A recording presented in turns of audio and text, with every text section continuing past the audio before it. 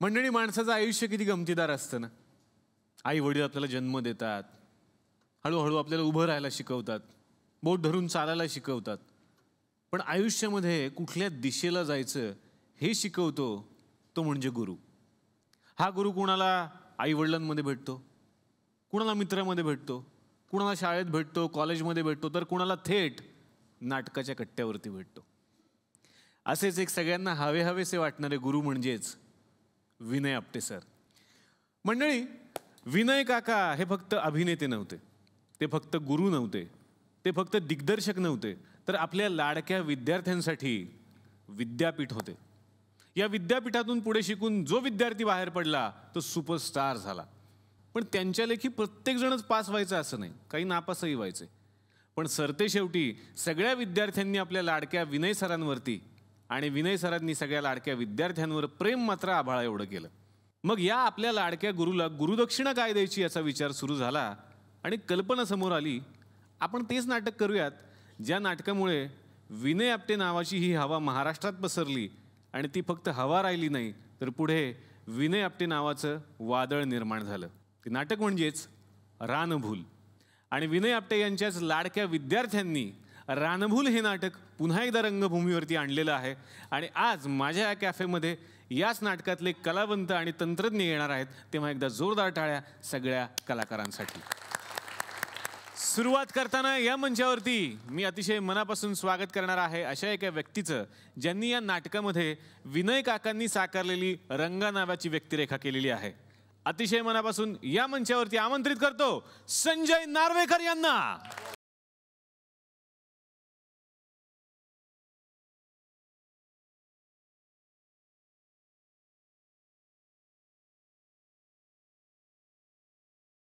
संजय दादा, पुन्हा या मंचावरती तुमचं स्वागत. परत येऊन कसं वाटतंय कॉफी प्यायला? मजा येते. जुना आनंद पुन्हा नव्याने घेतल्यासारखा वाटतोय.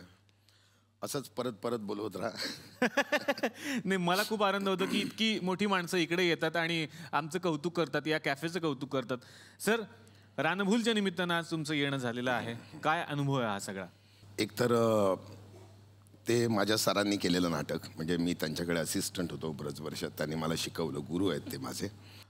तर त्यांचं नाटक पुन्हा आपण करणं म्हणजे एक ते टेन्शन होतंच मला.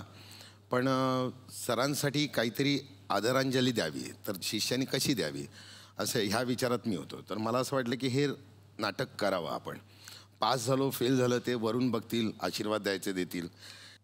पण एक समाधान मिळालं की सरांसारखं ऑब्वियस करू शकतच नाही मी, पण काहीतरी करण्याचा प्रयत्न केला. क्या बात है, क्या बात है. आणि नक्कीच त्यांनाही ते आवडलेलं असणार आहे. मी तुम्हाला विनंती करतो, प्लीज तुम्ही आमच्यासोबत बसा. या नाटकाविषयी खूप साऱ्या गोष्टी मला जाणून घ्यायच्या आहेत. संजय दादासाठी जोरदार टाळ्या. आणि आता या मंचावरती मी आमंत्रित करणार आहे या नाटकाच्या दिग्दर्शकांना. नाटक हीच ज्यांची आस आहे, ज्यांचा ध्यास आहे, ज्यांचा श्वास आहे. जोरदार टाळ्यांनी स्वागत करूयात मंगेश कदम यांचं.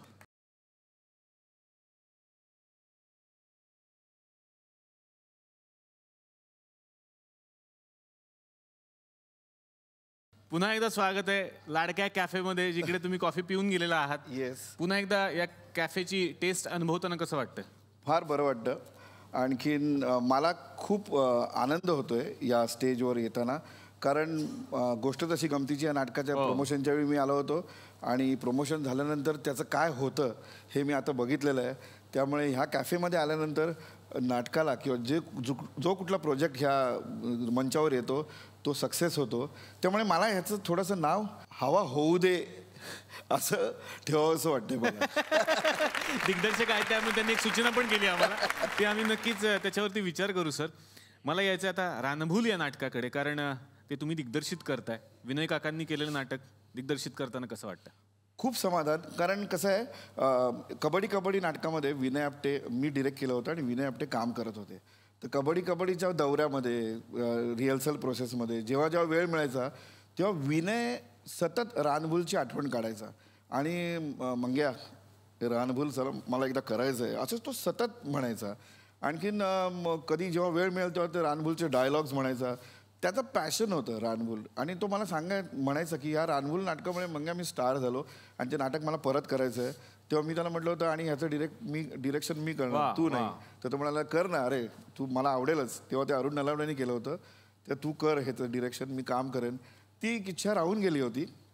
आणि मला खूप समाधान वाटतंय की या प्रोजेक्टमुळे, या रानबुलच्या प्रोजेक्टमुळे मी त्याचं विनयचं स्वप्न पूर्ण करू शकलो. त्याच्याशिवाय पण तरीही. वा सर, नाटकाविषयी खूप साऱ्या गप्पा मारायच्या आहेत. आत्ता मी तुम्हाला विनंती करतो, प्लीज तुम्ही आमच्यासोबत बसा.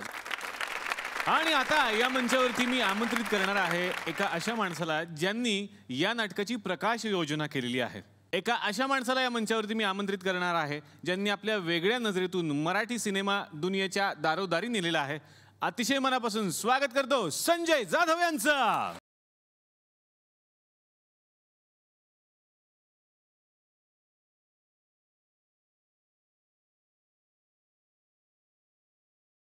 सर, खूप आनंद झालेला आहे पुन्हा एकदा इकडे येऊन. म्हणजे खरं तर तुम्ही जिथे बसायचं तिकडे आज आमचा बँड बसतो, पण आम्ही तुम्हाला मिस करतो सर तिथे बसून. हो, मी पण तुम्हाला खूप मिस करतो ॲक्च्युली. आणि आय वॉज रिअली एक्सायटेड की इथे ज्यावेळी मला कळलं की मला इकडे यायचं आहे. एकतर पता नहीं आप लोगों से एक अलग सा लगाव हो गया. आणि सेकंडली इकडे येण्याचं दुसरं कारण म्हणजे खूप हसायला मिळणार आहे. रानभूल सारखं एवढं मोठं नाटक आणि तुम्ही सगळीकडे दिग्दर्शक म्हणून नाव कमावत असताना त्यानंतर या नाटकाच्या लाईट्स करणं कसा अनुभव आहे? थोडा इमोशनल कंटेंट आहे माझ्या स्टेटमेंटमध्ये. कसं आहे, रानभूल हे नाटक मी ज्यावेळी ॲमॅच्युअर थिएटर करायचो त्यावेळी विनय सर रानभूल करायचे. मी ठाण्याला राहायचो आणि रंगायतनला जेवढे रानभूलचे प्रयोग झालेत तेवढे सगळे प्रयोग मी रानभूलचे पाहिलेत. कारण मी विनय आपटे या माणसाचा असा हार्डकोअर फॅन होतो. खूप काळ लुटला त्याच्यानंतर. मग मी विनय आपटेंकडे अप्रेंटिस असिस्टंट कॅमेरामन म्हणून होतो. मग त्याच्यानंतर मी त्यांच्या बऱ्याच प्रोजेक्ट्समध्ये असिस्टंट कॅमेरामन म्हणून होतो. मग त्याच्यानंतर मी त्यांच्या बऱ्याच प्रोजेक्ट्समध्ये कॅमेरामन म्हणून होतो. त्याच्यानंतर मी डिरेक्टर झालो आणि ते माझ्या प्रोजेक्ट्समध्ये ॲक्टर म्हणून होते. आणि म्हणजे आज मी जो काही आहे तो इंडस्ट्रीत जो काही आहे, इंडस्ट्रीत जर मी उभा आहे तर फक्त विनय आपटे या एका नावामुळे मी उभा आहे. मी पेपरला कटिंग वाचलं की संजय रानभूल करतोय, तर मी संजयला फोन केला की संजय, रानभूलमध्ये मला काय करता येईल ते सांग. म्हणजे तू सांग की मी बॅकस्टेज करायचं तर मी बॅकस्टेज करेन. तू सांग की आपल्याला एखादा शो लाईनअप करायचं तर मी तसं करेन. I want to be associated with Ranbhool. तर तू मला सांग की मी काय करू शकतो. So Sanjay came up with this idea की तू लाईट्स का नाही करत. तर मग तू म्हणशील ते मी करेन. तू म्हणशील की आर्टिस्टना चहा द्यायचा तर मी रानभूलच्या आर्टिस्टना चहा पण देईन. I am ready to do anything for Vinay Apte. So that is how I am here. क्या बात आहे, क्या बात आहे. खरंच एखाद्या गुरुला यापेक्षा मोठी गुरुदक्षिणा काय असू शकते जी तुम्ही सगळे मिळून देताय. मी तुम्हाला विनंती करतो सर, प्लीज तुम्ही आमच्यासोबत बसा. जोरदार टाळ्या. तर दिग्दर्शक मंगेश कदम, तुमच्यापासून मला सुरुवात करायची आहे. खरं तर रानभूल हे नाटक एकेकाळी खूप गाजलेलं आहे, पण जो नवीन प्रेक्षक वर्ग आहे घरात बसलेला त्यांच्यासाठी म्हणून मला हा प्रश्न विचारायचा की रानभूलमधून आम्हाला काय बघायला मिळणार आहे? थ्रिलर हा जॉनर मला फार आवडतो. आणखीन मला पण ह्या जॉनरमध्ये मला यापूर्वी मी नाटकं केली नव्हती. म्हणजे एकच नाटक केलं होतं, मी चिरंजीव. आणि ह्या जॉनरचं नाटक मला करायचं होतं. आणि आयतं मला हे या जॉनरचं नाटक चालत आल्यामुळे मी एकतर विनय सरांसाठी, संजय आणि सगळे होतेच, आणि त्यांच्यामुळे एवढे चांगले टेक्निशियन्स म्हणजे अवधूतजी म्युझिकसाठी हो म्हणाले होते, संजय जाधव लाईट करणार होते, आणखीन संजय नार्वेकर काम करणार होता, माझा आवडता ॲक्टर. मी सगळे सिरियस प्रोजेक्ट संजय बरोबर केलेले आहेत, कॉमेडी एकही नाही. तर हे सगळं असताना ह्या नाटकाचं काय होऊ शकतं ह्याचा मला अंदाज आला होता. तर ह्या नाटकाचं वैशिष्ट्य असं आहे की हे नाटक जाणीवपूर्वक फिरत्या रंगमंचावर सादर होतं. आणि फिरता रंगमंच उगाच वापरायचा म्हणून वापरलेलं नाही आहे. तर एकाच वेळी दिवाणखान्यात, एकाच वेळी बेडरूममध्ये एकाच वेळी सीन होतात. आणि ते सीन सायमल्टेनियसली होताना ते कशा प्रकारचे होतात हे याच्यासाठी हा डिव्हाइस वापरलेला आहे. क्या बात आहे. संजय दादा, रंगाबद्दल मी आत्ताच बोललो, तर कसा आहे हा रंगा? हा दिसायला अत्यंत रगेड असा आहे. त्याचं बोलणंही तसंच आहे, त्याचं वागणंही तसंच आहे, पण आतमध्ये कुठेतरी त्याच्यात एक माणूस दडलेला आहे. तो वाईट नाही आहे. त्याच्यावर कदाचित समाजामुळे झालेले वेगळे संस्कार असतील, परिस्थितीमुळे त्याच्यावर आले असतील, पण तो तसा नाही आहे. तो खरंच मनापासून चांगला आहे आणि तो एका घरात आपल्याला असा मुलगा हवा असं आईला वाटावं तसा आहे तो. त्याच्या पद्धतीने तो संपूर्ण नाटक कथानक पुढे नेत असतो. तो त्याच्या पद्धतीने, रगेड पद्धतीने, उर्मटपणे, आणि तो हळूहळू तो आवडत जातो लोकांना आवडत जातो. आणि त्या कॅरेक्टरना ज्याच्याविषयी तिरस्कार वाटत असतो तो हळूहळू ते कॅरेक्टर त्यांच्या प्रेमात पडत जातं त्या रंगा. अशा प्रकारचं ते रंगा एक कॅरेक्टर आहे. विनय काका जेव्हा रंगा साकारत असतील तेव्हा तुम्ही म्हटला होतात की मी म्युझिक करायचो समोर पिठात बसून, आणि तुम्ही बऱ्याच वेळेला तो रंगा पाहिलेला असेल, तर त्या रंगामध्ये तुम्हाला काय बघायला मिळायचं सर विनय काका जेव्हा साकारायचे तेव्हा? नाही, तेव्हा तर मी शिकतच होतो, प्रत्येक क्षण शिकत होतो, प्रत्येक वाक्य ऐकत होतो, चालणं बघत होतो, बोलणं बघत होतो.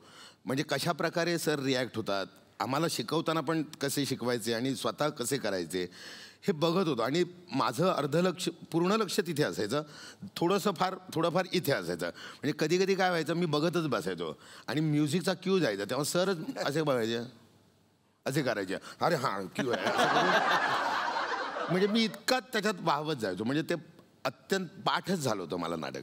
जी काही वेगळी प्रोजेक्ट्स केली मी ती मंगेश बरोबरच केली. म्हणजे अधांतरमध्ये पण वेगळं, अशी पाखरे येते तेंडुलकरांचं नाटक, ते पण मंगेश बरोबर, आणि आता रानफूल. कॉमेडी मी करू शकतो, पण आपल्याला जे येत नाही ते करायचा मी प्रयत्न केला इथे. संजय जाधव सर, नेहमी काहीतरी वेगळे प्रयोग करायला तुम्ही प्रसिद्ध आहात. मग कॅमेराच्या बाबतीत असतील, दिग्दर्शनाच्या बाबतीत असतील, खूप वेगळं काहीतरी बघायला मिळतं. तर याच्यामध्ये काही वेगळा प्रयोग करायला मिळाला तुम्हाला?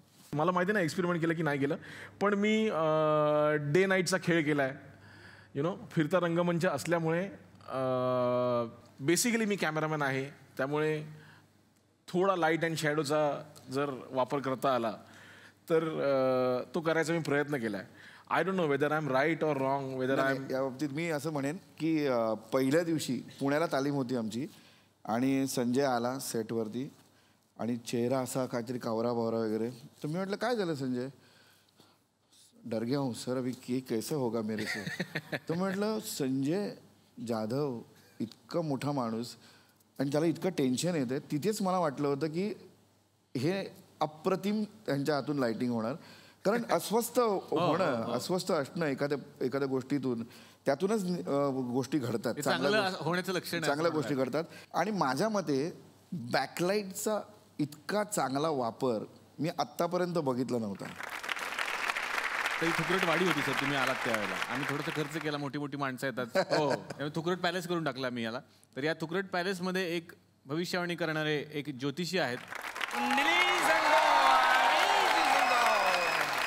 ए माझ्या नंदीबाईला, ए माझ्या नंदीबाईला, ए बाळा बाय रे बेटा, ए बेटा ए. या माझ्या नंदीबाईला समोर तुमचं भविष्य सांगतो, आयुष्य सांगतो, काही टेन्शन नाही साहेब माझं. अरे बापरे बापरे बापरे बापरे, माझं भाग्य म्हटलं पाहिजे. साक्षात संजय नार्वेकर या ठिकाणी आलेले आहे. साहेब नमस्कार, साहेब नमस्कार. थोडा हात दाखवा साहेब, आता आले तर काय हरकत नाही. संजय संजय संजय संजय नार्वेकर म्हणजे 1 2 3 4. नार्वेवरून जरी तुम्ही आले असलात तरी मूळ तुमचं भारतीय आहे साहेब. नावाप्रमाणे तुमचं कर्तृत्व आहे साहेब. तुम्ही डायरेक्ट इथं बसून सगळे जग बघू शकता साहेब. डायरेक्ट महाभारतातला संजयासारखं तुमची वृत्ती आहे साहेब. म्हणून साक्षात परमेश्वरानं तुम्हाला 42 इंची LED चक्षु प्रदान केलेले आहे. दानशूर व्यक्तिमत्व आहे साहेब तुमचं. कधी कोणाला नाही म्हणत नाही साहेब. म्हणजे जे जे ज्याला ज्याला वाटेल ते ते त्याला प्रदान करतात साहेब ते. म्हणूनच त्यांनी बाबूरावला पकडा ह्या त्यांनी डेट देऊन टाकली साहेब. पुढे लोचा झाला रे म्हटलं त्यांनी, पण काही हरकत नाही साहेब. पण असू द्या साहेब, काही प्रॉब्लेम नाही आहे साहेब. म्हणजे महत्वाचं म्हणजे सांगायचं म्हणजे अभिनय यांची आवड आहे. अभिनय यांचा व्यवसाय जरी असला तरी शेती मात्र यांना खूप आवडते साहेब. शेती पण करतात. कुठे काय शेती कुठे करतात काहीतरी? नाही, त्यांच्या हातामध्ये स्पष्ट लिहिलं आहे का धोक्यात येणाऱ्या शेत्या, नुकसानमध्ये येणाऱ्या शेतीवर आधारित त्यांनी एक नाटक केलंय. कुठलं? केळी मेली. खेळी मेळी असं नाव आहे ते नाटकाचं. तुम्ही हात ताट ठेवा जरा, रेषेमुळे हात ठेवा, थोडा ताट ठेवा, रेषेमुळे थोडा फरक. ते असं केल्यामुळे वेलांटी झाली. असं पण गेलं नाही साहेब, काय हरकत नाही बघा तुम्ही असं आहे. पण काही हरकत नाही साहेब, हात तुमचा उत्तम आहे साहेब. ह्या प्लुटोच्या रेषेवरून मला असं दिसतं का तुमचा स्वभाव जरा शीघ्र कोपी आहे साहेब. म्हणून रेचं महत्व तुमच्या आयुष्यामध्ये अधिक आहे साहेब. कसलं? रे रे रे अरे, म्हणून अरे. त्यांच्या वाट्याला असे नाटकं पण आलेले आहे. रंगारंगीला रे, आम्ही आलो रे, आयला हो रे, आणि मग लोचा झाला रे. असं ते काय हरकत नाही. पण हा रे तुम्ही मला खूप आवडला साहेब. हा रे तुम्ही मराठीत सोडला नाही, डायरेक्ट हिंदीमध्ये पण घेऊन गेलेत. त्यामुळे त्यांच्या वाट्याला पिक्चर आलाय हत्यारे. हत्यार एवढंच आहे ते. तुमचे रिपीट गेस्ट चालतात, आमचा एक रे चालत नाही तुम्हाला. काय हरकत नाही साहेब, काय हरकत नाही साहेब. रेषेवरून तुम्हाला दिसतं की खाण्याची तुम्हाला लय आवड आहे, म्हणून तुम्ही फास्ट फूडवर आधारित एक हिंदी चित्रपट पण केला, आटा पिटा.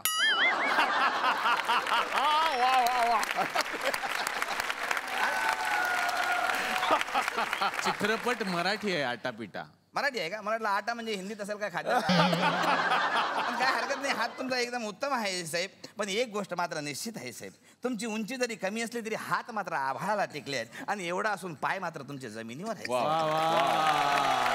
2015 साल तुमच्यासाठी एकदम उत्तम आहे. पण तुम्हाला काळजी करण्याचं काही कारण नाही. आरोग्याची थोडीशी फक्त काळजी घ्या साहेब. तुम्ही एक छोटासा उपाय सांगतो, जमलं तर करा साहेब. दररोज 9:30 वाजता वी आर ऑन आता होऊन जाऊ दे हा चित्रपट तुम्ही बघा साहेब. त्याने काय घडेल? त्यांनी तेच काही घडणार नाही, पण चित्रपट सुरू झाल्यावर 15 मिनिटात त्यांना झोप लागेल, तेवढंच त्यांना. अरे देवा, लई घाबरला साहेब. काय हरकत नाही, पहिले यांचं बघून घेऊ, तोपर्यंत तुम्ही मनाची तयारी करून ठेवा. वा वा, संजय जाधव यांचं भविष्य मी काय बघणार आहे साहेब. तुम्ही मोठमोठ्या माणसाचं भविष्य घडवलेलं आहे साहेब. काय हरकत नाही साहेब. पण तुम्हाला सांगतो, हा माणूस आज तुम्हाला इथं दिसतोय, पण लहानपणी या माणसानं लय स्ट्रगल केलेलं आहे. वा वा, क्या बात. यांची पेपरची लाईन होती साहेब. पेपर टाका. काय सांगता? अरे, हातावरून स्पष्ट दिसते, पेपर टाकत होते. ती लाईन त्यांनी अजूनपर्यंत सोडलेली नाहीये, तो स्वभाव त्यांनी अजूनपर्यंत सोडलेला नाहीये. म्हणजे सतत पेपरमध्ये राहणारा, न्यूज मध्ये राहणारा माणूस आज पण या माणसाला जो भेटन त्याला पहिला प्रश्न विचारतो, क्या खबर बाबा.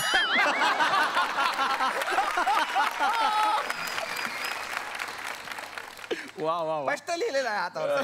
हे विश्वची माझे घर असा यांचा एक स्वभाव आहे साहेब.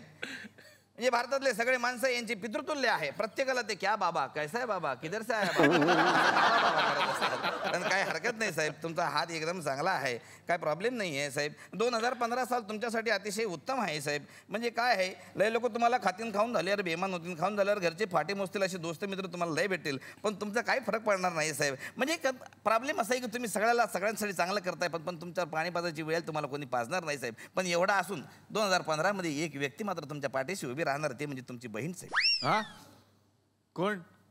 त्यांची बहीण सई तामणकर.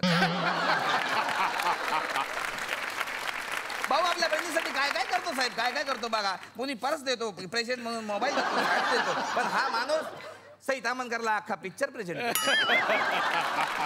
पण काय हरकत नाही. काय बघा साहेब, लहानपणापासून हात कसा तुमचा एकदम एकदम चळवळीचा हात आहे साहेब. बघा बघा बघा, चळवळीचा हात आहे साहेब. म्हणजे लहानपणचे छोटे छोटे छंद मोठेपणी कसे या व्यवसायामध्ये तब्दील होतात ते हातावर स्पष्ट दिसते साहेब. शाळेमध्ये असताना पोरीकडे बघून अँगल लावण्याची सवय कॅमेरा तुमच्या हातावरून सगळं स्पष्ट दिसते साहेब. काय हरकत नाही. मला तुमच्या हातावरून स्पष्ट दिसते साहेब का आयुष्यामध्ये तुम्ही कधी परीक्षा दिलेली नाही, पण लोकांची परीक्षा घेण्याची सवय काही तुमची जात नाही साहेब. का? म्हणूनच तर फुबाई फुला तिने जज म्हणून त्यांचं सिलेक्शन झालेलं होतं. परीक्षा घेतात साहेब. वा वा वा, ते फुबाई फू मध्ये बघितलं साहेब तुम्ही. पण एक गोष्ट आहे साहेब, स्वभाव तुमचा दुनियादारीचा असला तरी लोभ काही तुमचा जात नाही साहेब. लोभ काय? लोभ म्हणजे सतत कन्व्हिन्सच्या पैशासाठी ती मागणी. कुठे काय? सतत म्हणजे कन्व्हिन्स दो कन्व्हिक्शन का पैसा बॉस. पण साहेब तुमच्यापेक्षा हे बरोबर हुशार निघालं. यानं कधी तुम्हाला कन्व्हिन्सचा पैसा दिला नाही. सगळा पैसा साठून हा नवीन शो उभारला आहे साहेब. तर काही हरकत नाही साहेब. 2015 साल एकदम उत्तम आहे, तुम्हाला काहीच प्रॉब्लेम येणार नाही. फक्त आपण जसा गाईला दर गुरुवारी चारा टाकतो साहेब, तसा एक छोटासा उपाय सांगतो, तेवढा मात्र करा. म्हणजे तुमच्या आयुष्यात काही टेन्शन येणार नाही. तुम्ही काय करत, दर 2 महिन्यांनी एकदा भारत गणेशपुराला एक पिक्चर ऑफर. म्हणजे कसं दोघांचं पण भलं होईल साहेब, काहीतरी फायदा झाला पाहिजे. काय हरकत नाही. गाईला चारा द्या तसा. दर 2 महिन्यांनी एकदा भारत गणेशपुराला पिक्चर वापर करत असेल, काय हरकत नाही. काय तुमचा हात बघू सर, तुमचं नावच मंगेश आहे सर. तुमची रास जरी ऍक्टरची असली तरी वर्ग मात्र तुमचा नवऱ्याचा आहे साहेब. बाहेर जरी तुम्ही डायरेक्टर असले तरी घरात मात्र रोल तुमच्या बायकोच्या हातावरच्या भावऱ्यावरचा आहे साहेब. तुम्ही किती जरी म्हटलं मला डॅन्स येत नाही, मला डॅन्स येत नाही, मला डॅन्स येत नाही, पण घरात मात्र बायकोच्या इशाऱ्यावर कथ्थक करायला पण तुम्ही कथ्थक तुम्ही करता साहेब. तुम्ही तुमच्या नाटकात नेहमी सांगता साहेब, असा मी असा मी असा मी असं जरी तुम्ही लोकांना सांगत असले साहेब ना, तरी लग्नाची बेडी तुमच्या पायात अडकल्यापासून तुमची गोष्ट तशी गमतीचीच झाली आहे. नास्तिकपणा आहे साहेब तुमचा. देवधर्म कधी मानत नाही साहेब तुम्ही. बघा साहेब, थोडासा देवधर्म करा, नाही तर काय झाले, अतिशय नास्तिक असल्यामुळे देवधर्म मानत असल्यामुळे परमेश्वराने अखंड भागवत सप्ताह यांच्या आयुष्यात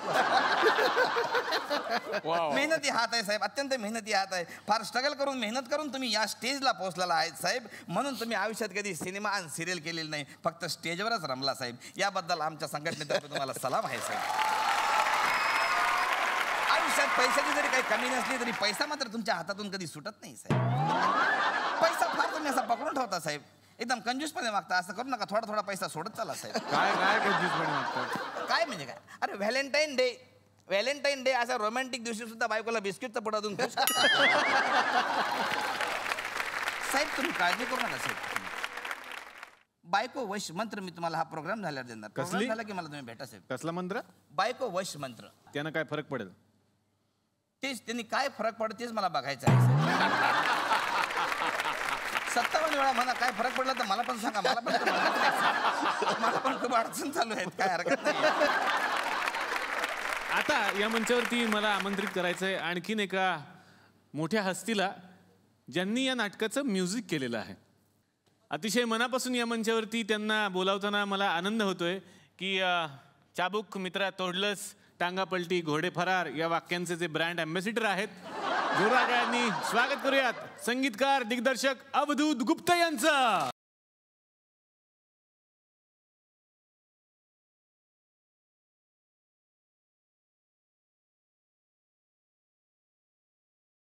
अच्छा, आपण दोघे अँकर आहोत का? मी मागे म्हणालो होतो, तुम्ही आलात की मी गप्पच बसणार, मी काय बोलणार. काय डॉक्टर? अवधूत सर, कसं वाटतं आमच्या कॅफेत येऊन तुम्हाला? मला कायमच मजा वाटते. मला लहानपणी असं वाटायचं की TV बघताना असं की आपण, किंवा पिक्चर बघताना की हा अमिताभ बच्चन फाईट करत असताना आपण पण त्याच्यावर जाऊन फाईट करावी.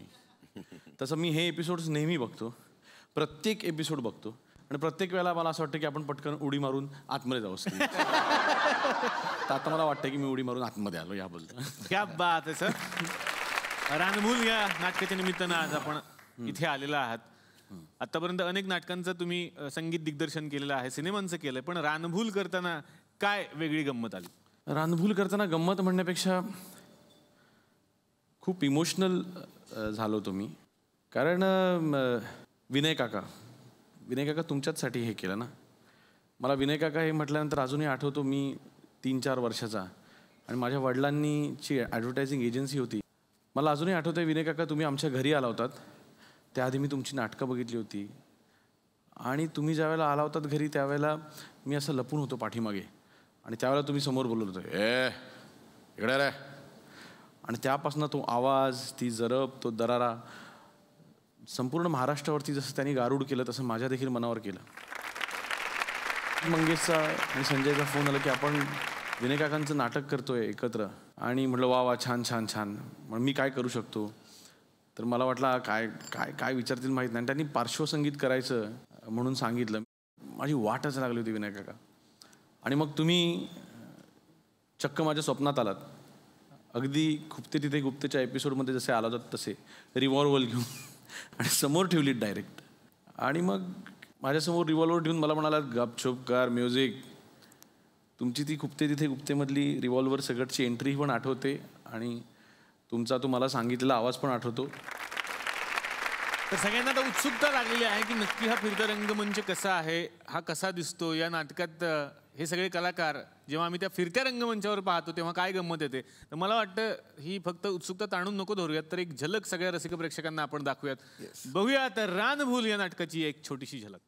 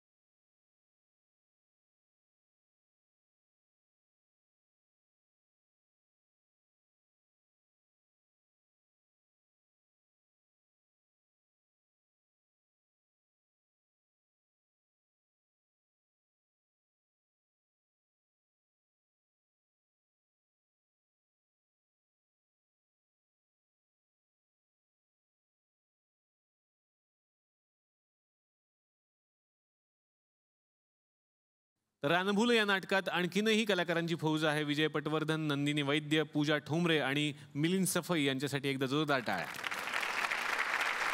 अवधूतजींनी विनय काकांची एक आठवण सांगितली.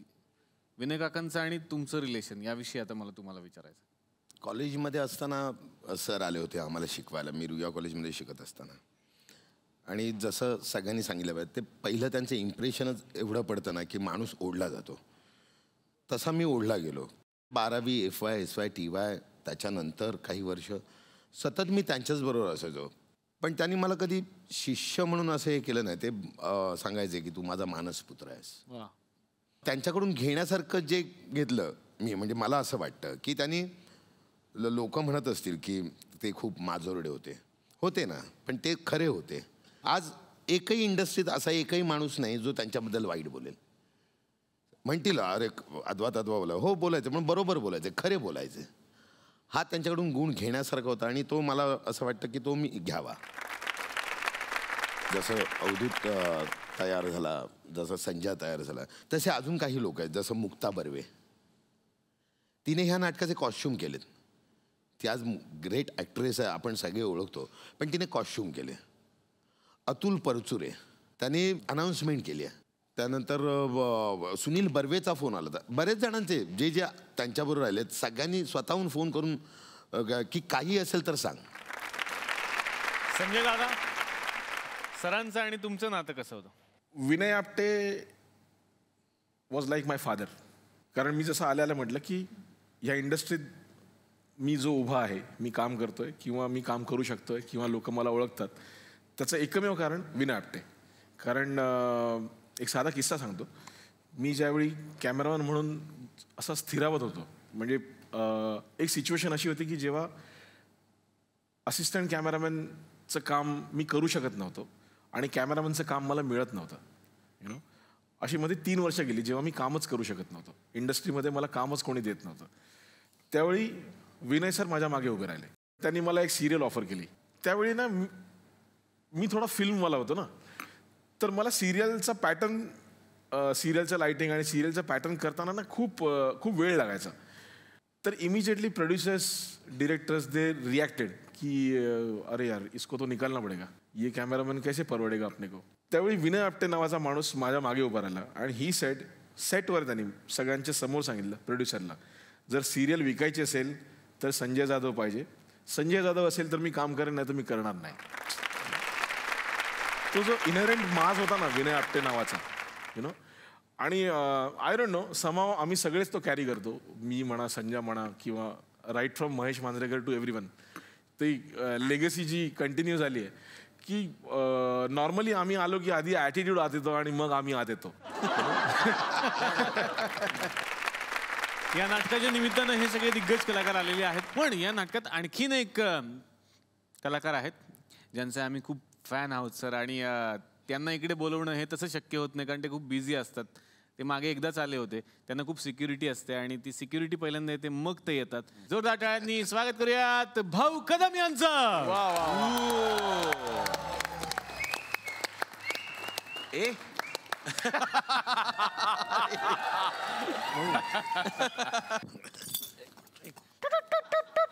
Okay, area secure.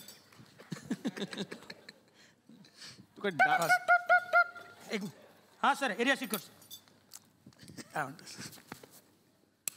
एक मिनिट. कुत्र्याची भीती वाटते मला. कुत्रा बाजूला. पीछे. एक minute sir, security sir. Please sir, security. Sir मागे आहे सर, सिक्युरिटी सर. कुत्रा येऊ दे. सर इकडे प्लीज. Suspect sir. एक मिनिट एक मिनिट सर, मागे या सर. मागे या सर. एक मिनिट सर, प्लीज हात वर करा. सर प्लीज हात वर करा सर. प्लीज. अरे बापरे, संशय. अच्छा, फ्रिस्किंग. काय भजी.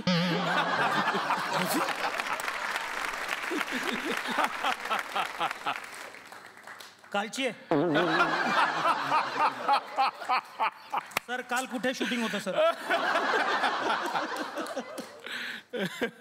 सकाळच्या नाश्त्याची. एक मिनिट, मला परत चेक करावं लागेल जर. का पाव असेल तर भूक लागली.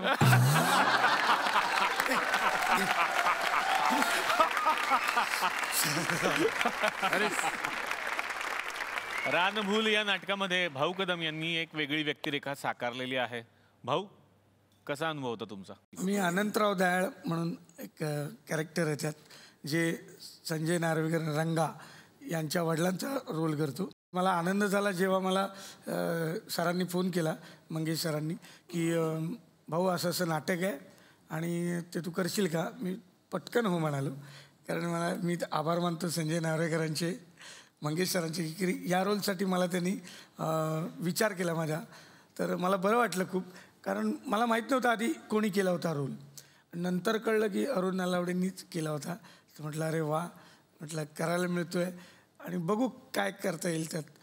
पण मला एवढा सपोर्ट केला ना, मी फार कमी दिवस होतो, पण यांनी एवढा कॉन्फिडन्स वाढवला की मग तो करताना मला खूप मजा येते. म्हणजे आजही प्रयोग लागला की असं वाटतं की किती करू याचे प्रयोग, हे थांबू नये. कोणाच्या मनात काही प्रश्न आहेत का चांगले? मला का नाही संजय जाधवांना विचारायचं मला. मी ते रानभूलची ॲडव्हर्टाईज बघितली. तुम्ही काहीतरी ते काय करतात ते त्यात प्रकाश काय म्हणतात त्याला? प्रकाश योजना. प्रकाश योजना. हा हा हा हा म्हणजे काय असतं नेमकं, काय करायचं असतं त्यात? लाईट्स केले. अच्छा, लाईट. बर बर बर. मग ते माझ्या घराची वास्तू शांत आहे, तर चायनीज बल्ब बसवायचे त्यात. काय करायचं? चायनीज बल्ब बसवायचे आहेत घराला. लाईट देत नाहीत ते. काय देता? 3 पिन देता का? 3 पिन. पहिल्यांदा संजय जाधवांना प्रश्न विचारतो. हा, बोला की सर. एका मी तुमच्या इंटरव्ह्यूमध्ये वाचलेलं आहे का तुम्हाला हॉलिवूडचं पण काही कार्य करायचं आहे, पिक्चर करायचं आहे अशी तुमची मानस आहे सर. कार्य करायचं. हा, म्हणजे तुम्हाला जर असं जर तुम्हाला करायचं असेल ना सर, तर माझ्याकडे 2-3 टायटल रेडी आहे हॉलिवूडचे. काय काय टायटल रेडी आहे? चांगले चांगले आहे सर. जेम्स बॉन्डला फक्त लढ म्हणा, लॉर्ड्स ऑफ रिंगा रिंगा, टर्मिनेटर म्हणतो आई शपथ. एक तर जबरदस्त आहे सर. कुठला? रॅम्बोची दुनियादारी. तर मागे पुढे पिक्चर करायला तर सर जरा ह्या टायटलवर विचार करा सर. मंडळी, रानभूल ही फक्त कलाकृती नाहीये, तर ती गुरुदक्षिणा आहे या सगळ्या मित्रांनी त्यांच्या शिष्यांनी आपल्या गुरुला दिलेली.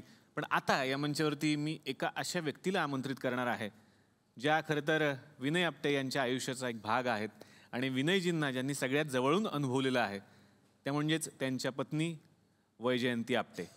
आपण अतिशय मनापासून या मंचावरती त्यांना आमंत्रित करूया. जोरदार टाळ्या वैजयंती आपटे यांच्यासाठी.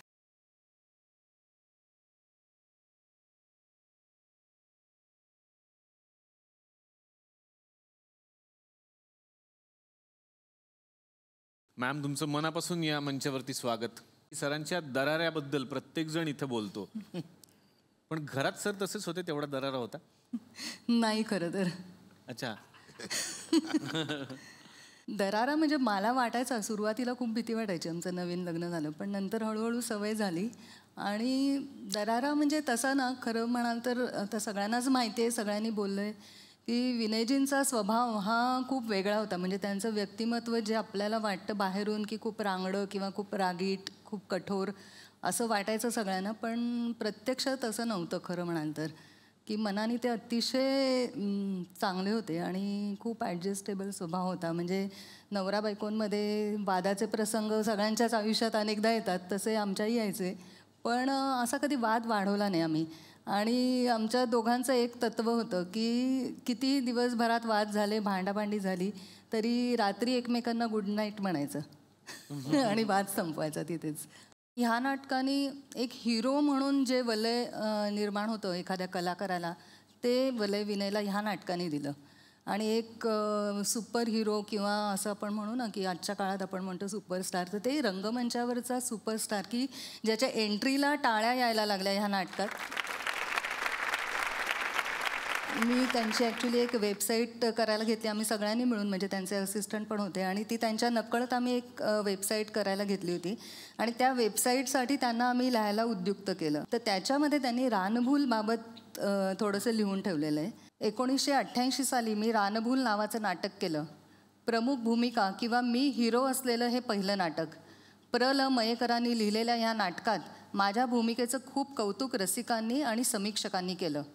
एका 17 जूनला म्हणजे माझ्या वाढदिवसाच्या दिवशी रवींद्र नाट्य मंदिरात रानभूलचा कॉन्ट्रॅक्टचा शो होता. खचाखच भरलेल्या नाट्यगृहात प्रयोग सुरू झाला. नेहमीप्रमाणे मी एंट्री घेतली आणि टाळ्यांचा कडकडाट झाला. मला हा अनुभव नवीन होता. आधी वाटलं माझं काही चुकलं की काय, मग वाटलं पॅन्टची झिप वगैरे उघडी आहे की काय, पण नाही, सगळं ठीक होतं. काही क्षण गेल्यावर लक्षात आलं की रसिकांचा अत्यंत प्रिय अशा रंगाच्या एंट्रीला प्रेक्षकांनी दिलेली ती दाद होती.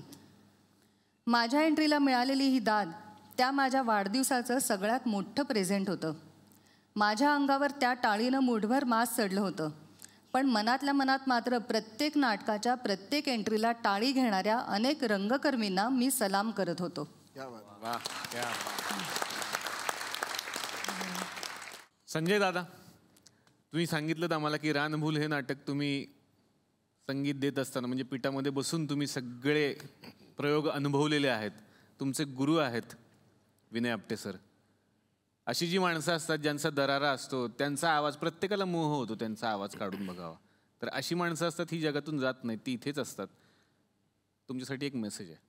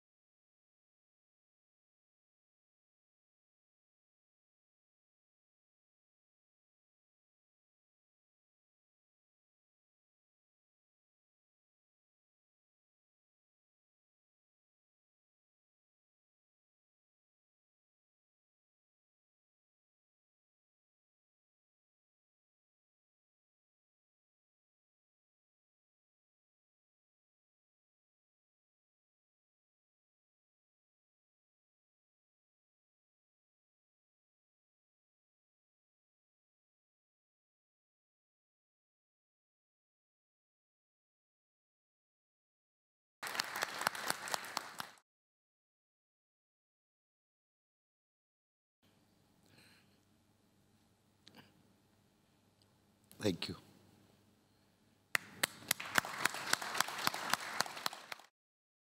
विनय काका, तुम्ही ऐकलत का?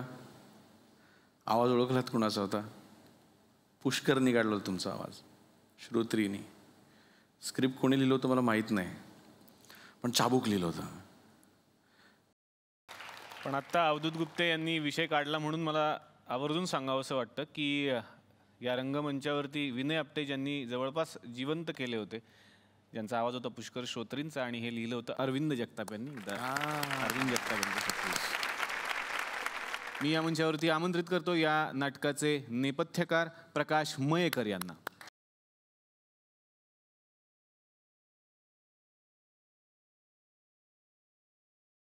आणि या मंचावरती मी आमंत्रित करतो या नाटकाचे निर्माते सुरेश गांगुर्डे, अश्विन राऊत आणि संतोष कणेकर यांना.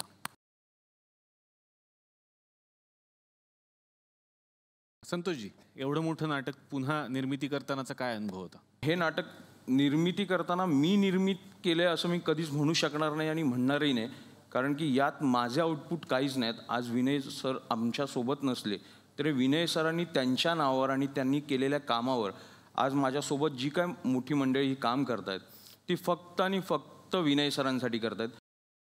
आज हे 26 वर्षानंतर आम्ही नाटक करतो. मी या नाटकाचा नेपथ्यकार आहे, को प्रोड्युसर पण आहे. विनय आपटे या मोठ्या नावासाठी हे नाटक मी केलेलं आहे. तर रानभूल या नाटकाच्या निमित्तानं ही सगळी टीम आमच्या इकडे आली. मी मनापासून आपले आभार मानतो. आपण पुन्हा पुन्हा या. हा मंच तुमचा आहे, हा मंच विनय आपटेंचा आहे. या नव्या जनरेशनला विनय आपटे कळायला हवेत. या नव्या जनरेशनला फिरता रंगमंच कळायला हवा. या नव्या जनरेशनला रानभूल सारखं नाटक त्यांना बघायला मिळतंय. I think it's a golden opportunity for them. तर पुन्हा एकदा रानभूल या नाटकाला मनापासून शुभेच्छा. आणि आपण भेटूयात पुढच्या भागात. बघत राहा. चला, हवा येऊ द्या.